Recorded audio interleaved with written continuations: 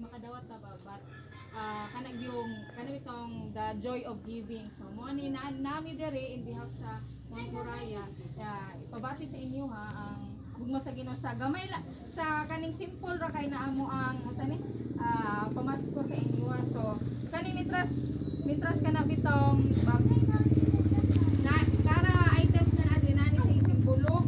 So ako lang i-explain para pagkuhanin mo na ay mo gid ba? Mo gid ni no, mo gid siya no. So sa panahon karon sa pandemya ba, dagan kay nakita mo sa kalibutan di ba, dagan kay ang recently na pinakagubot kaayo is kanang katong sa pulis di ba na nagpatay siya no, nasave sa kanang COVID. So inana ba sama sa kape sa kape inana ba atong kinabuhi diri sa kalibutan is pait kaayo no, sama sa kape no. Ang nakapait pag yun is ang mas nakapait is katong sa nabasa nato sa Bible, nakita taon himulag ka sa Ginoo tungod sa atong mga sala. Kay ang Ginoo siya balaan man siya, so dili pwede uban sa Ginoo ang kita na mga tao, kita nga tao kay kita makasala man sa iyang pulong no. So mo na siya nga mo nang kape sunod dayon mo ang Ginoo, di man gusto ang Ginoo nga siya ra dito sa langit di ba, kun mo na ang Ginoo iyang gipadala mo nang celebrate Christmas is gipadala niya si Jesus Christ di ba, sa John 3:16 sikat kay na tungod kay gigugma sa Ginoo ang kalibutan nga iyang gihatag niyang bugtong na anak nga si Jesus, so that kita og ikaw og ako na natay oportunidad makauban ang Ginoo dito sa langit. Mo nang sa kapi sa kapait sa atong kinabuhi no, sa tungod sa sala nato na naimlang sa Ginoo, sitpay sa atong sala isla kamatayon sa impierno na igihatag nga katamis ang Ginoo kagawasan niya mao si Jesus Christ no. Man ang sugar no, sa dihang kita dayon sa John 1:12 ingon sumala sa pulong sa Ginoo nga kung kinsa man ang motuo di ba, mudawat og motuo kang Ginoong Hesus is pagahimon sa Ginoo nga iyang anak. So makita nato ba nga kung dili lang tatagaan ni Jesus og katampi sa atong kinabuhi kagawasan sa pirot sa sala, kung dili parianing krimo ba nga sa una pait kaayo itong kaayo o kana din hinluan din sa Ginoo ang ato ang mga kasing-kasing pinaagi sa kang Jesus Christ. And then dili lang timawon sa Ginoo kundi pareha sa sabon na maghinlo sa ato aba sa ato ang mga maghinlo sa ato aba kung may mga buling sa ato may hinluan dahil sa Ginoo ang atong mga kalapasan.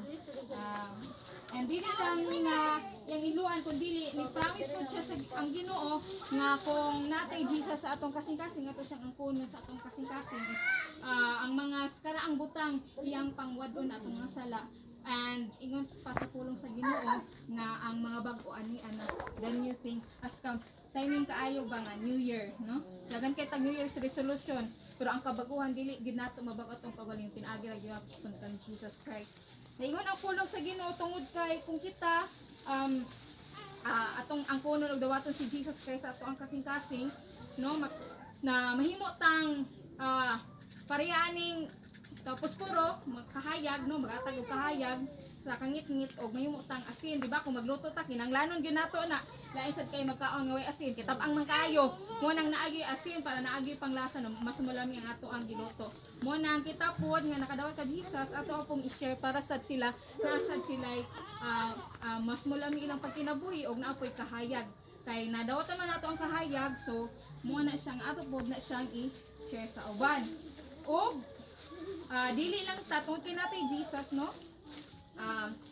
nasulat sa pulong sa Ginoo nga si Jesus mo ang bread of life pan di ba, og kung kinsa man ang wala kaniya dili na gutman dili na bot pasabot nga magutman nga di lagi ka mukaano kay physically no.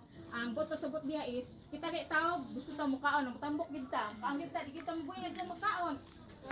Ang minimum is 3 times a day okay kay panapay snack di ba no, napay snack. So makita nato diha nga dili lang ato physical nga bahin kundi ang spiritual ang gyapon nato na bahin ang ato ang kanang mukaon gyapon ta pinaagi ra gyapon sa kang Jesus Christ, pinaagi sa iyang pulong. And makita nato ba nga dito sa langit ang saad sa Ginoo na ipakita niya tanan kung unsa imong pagkinabuhi diri sa kalibutan atong mitos na pakadiri. Kamusta man to pagkinabuhi kay pakita na ba na.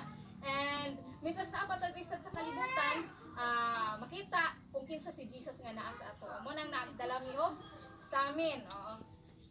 And then yung pa na grabe ka pait, grabe ka sakit diri sige tagilak diri sa kalibutan, wala atong mga gimahal sa kinabuhi. Pero naging ang puno sa Ginoo dito sa langit. Ba kung asa na po yung atong Ginoo, kung atubang ka sa iya, kung kita mamatay kayo nila. Kung mamatay ang tao, damuro na siya sa kanitong departure area sa airport. Nag-ato nagunan na sila dito sa langit. Diba? So dito sa langit is wala na pagilak dito. Poros na lang ang Ginoo ang atong kauban, ang Ginoo atong kahayag, then wala na pagilak dito. Kundi magmalipay na kita kauban na Ginoo. Diri kay dito kay sa langit is ang ato ang tamakan is ang gold, di ba? Diri kay ilugan pa. Or dito sa langit. Is mao na siya ang aagi promise sa Ginoo kung dito sa langit. Pero sa ako paging ganiya, ang Ginoo nato balaan o sa langit na dili pwede ang sala. So mo na siya ang dakong sa ato. Ingon ang pulong sa Ginoo. But as many as receive him to them, he gave the right to become children of God, even to those who believe in His name. So kung kinsa man to ang modawat sa Jesus Christ kung ginutuo kaniya. Kaya dagan man ko nagtuo, pero dili makaadto sa langit. Kaya nga naman kay even si Satanas nagtuo siya na si Jesus ginuproduce siya ato langit. Because wala niya gipasulod sa iyang kasing-kasing si Jesus Christ. Yun ang pulong sa Ginoo. Kato lamang ang nasulat sa libro sa kinabuhi at ganyan nagamit sa balay ko sa ang sa Revelation sa asa nato ito na ang kato lamang ang nasulat sa libro sa kinabuhi is mote makaadto sa langit. And aya lang masulat ang imong ngalan sa libro sa kinabuhi. Once imong magdesisyon pa sa atong kaugalingon nga kana bitaw ang puno ng dawaton nato isip ato ang Ginoo manluluwas. So karon kana na pangutana akong ibil sino kung andam ba mong dawaton sa Jesus Christ tuhan siya. Mitas maminaw sa usa ka awit nga ihalad sa among kauban yaning gi-compose na siya una siya nagkuha na kanta. So maminaw ta ani ay adin ta mag Ini awit usa ka reminder sa tuwa. Life interest napatay ginhawa nga kaulam sa Ginoo sa tuwa. Karon ang yung pasubili nga karon ang kaluwasan, karon ang adlaw sa kaluwasan. Dili ugma, dili umya, dili karon nga tagna. Ini nga awit mag-remind sa tuwa nga unsay buhaton nato sa pagsunod. Kalibutan,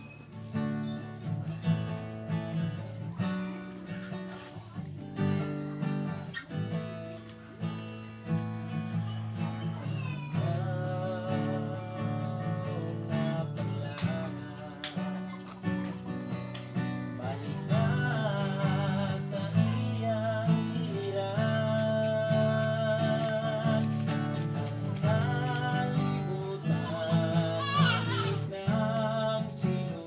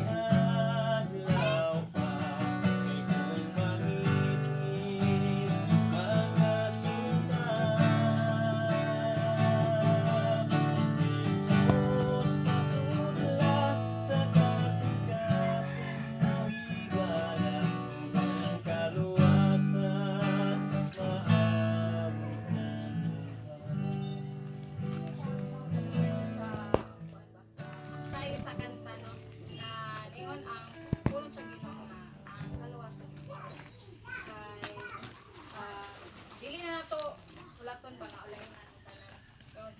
Ang kangit nga dito is pagkapagod na dili na to wala tan nga wala na tay kinabuhi at magdesisyon kay ang patay di mo makahimog desisyon.